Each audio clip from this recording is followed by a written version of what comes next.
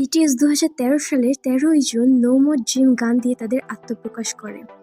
আজ তারা বিশ্বের সবচেয়ে বড় ব্যান্ডগুলির মধ্যে একটি। কিন্তু এই সাফল্যের পেছনে রয়েছে অনেক সংগ্রাম, কষ্ট এবং পরিশ্রম। এই ভিডিওতে আমরা বিটিএস-এর প্রথম পুরস্কার, তাদের কঠিন সময়, সদস্যদের ব্যক্তিগত সংগ্রাম এবং অবশেষে তাদের সাফল্যের গল্প তুলে ধরব। তো চলুন কথা না। বিটিএস-কে পরিচালিত করে বিগ হিট এন্টারটেইনমেন্ট, যা 2010-এর দশকের শুরুতে ছিল একটি ছোট্ট এবং কম পরিচিত এজেন্সি। সে সময় SM, YG, JYP'র মতো বড় এজেন্সির অধীনের গ্রুপগুলোই কোরিয়ান ইন্ডাস্ট্রির প্রাধান্য বিস্তার করত।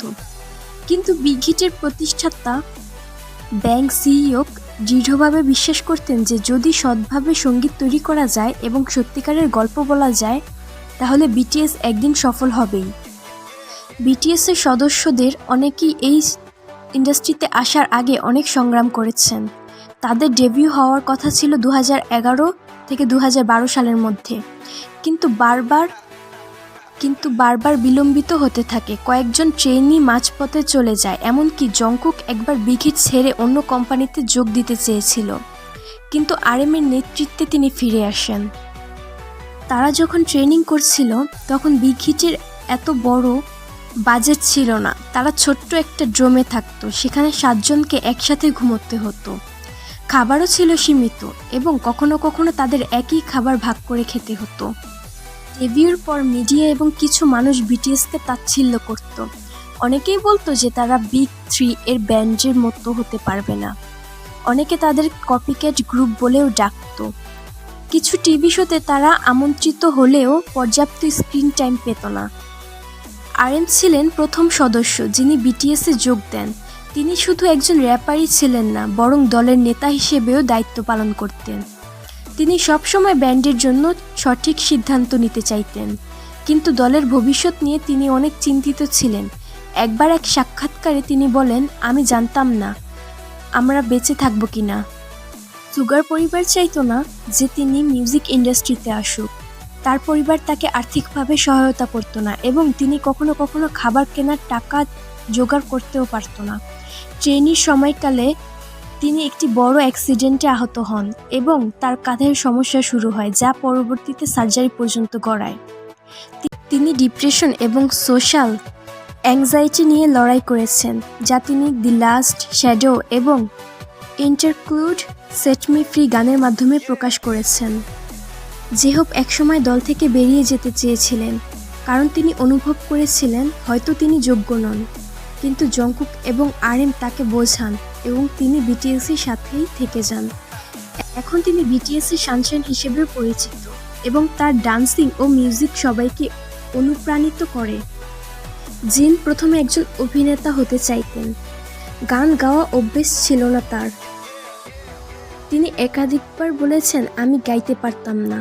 আমি বিশ্বাস করতাম না যে আমি একদিন গায়ক হব।"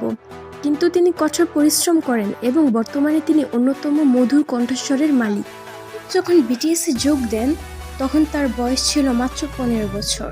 তিনি বলেছিলেন, "আমি এত ছোট ছিলাম যে আমি জানতাম না কিভাবে নিজের যত্ন নিতে হয়। RM হিয়ং আমার খেয়াল রাখতেন। তিনি এতটাই লাজুক ছিলেন যে প্রথম দিকে ক্যামেরার সামনে কথা বলতেও ভয় পেতেন। সবসময় পারফেকশনিস্ট ছিলেন। তিনি একবার এতটাই ডায়েট করেছিলেন যে 3 দিন ধরে শুধু তিনি পানি পান করেছিলেন। এই কারণেই ব্লাড, সুইট অ্যান্ড টিয়ার্স গানটি করার সময় তিনি অত্যন্ত ক্লান্ত হয়ে পড়েছিলেন। তিনি ছিল দলের হিডেন মেম্বার, কারণ বিগ হিট চায়নি তার আত্মপ্রকাশ হোক। তিনি বিটিএস-এর একমাত্র সদস্য যিনি অভিনয় করেছেন। অনেক সময় ব্যান্ড ও অভিনয়ের ব্যালেন্স ঠিকঠাক বজায় রাখতে পারতেন না তিনি। তাদের প্রথম পুরস্কার 2013 সালের সেপ্টেম্বর সুম্পি অ্যাওয়ার্ডস এ রুকি অফ দ্য ইয়ার বিভাগে জেতে। এটি তাদের আত্মবিশ্বাস বাড়ায়। 2015 সালের 5ই মে তারা SBS MTV's দি শো এ আই নিড ইউ গানের জন্য প্রথম মিউজিক শোয়ে জয়লাভ করেন। 2016 সালে মেলন মিউজিক অ্যাওয়ার্ডসে অ্যালবাম অফ দ্য ইয়ারে দেসাং পুরস্কার জিতে। 2021 সালে ডাইনামাইট গানের জন্য best pop duo group performance বিভাগে গ্র্যামি নমিনেশনে নমিনেটেড হয়েছিল। 2022 সালে বাটার গানের জন্য একই বিভাগে পুনরায় নমিনেটেড হয়েছিল। 2017 সাল থেকে টপ সোশ্যাল আর্টিস্ট বিভাগে পরপর 5 বার বিলবোর্ড মিউজিক অ্যাওয়ার্ড জিতেছিল। 2019 সালে টপ ডুও গ্রুপ বিভাগ জিতেছিল। 2021 সালে আর্টিস্ট অফ দ্য ইয়ার সহ মোট 3টি পুরস্কার জিতেছিল। শুরুটা একদমই সহজ ছিল না। ছোট্ট এজেন্সি, আর্থিক সমস্যা এবং সমালোচনার মুখে পড়েও তারা তাদের স্বতন্ত্রতা বজায় রেখে কঠোর পরিশ্রম করেছে। তাদের সঙ্গীতের মাধ্যমে সামাজিক বিষয়বস্তু তুলে ধরেছে, যা বিশ্বব্যাপী মানুষের হৃদয়ে স্থান করে নিয়েছে। তাদের সংগ্রাম এবং সাফল্যের গল্প সত্যিই অনুপ্রেরণাদায়ক।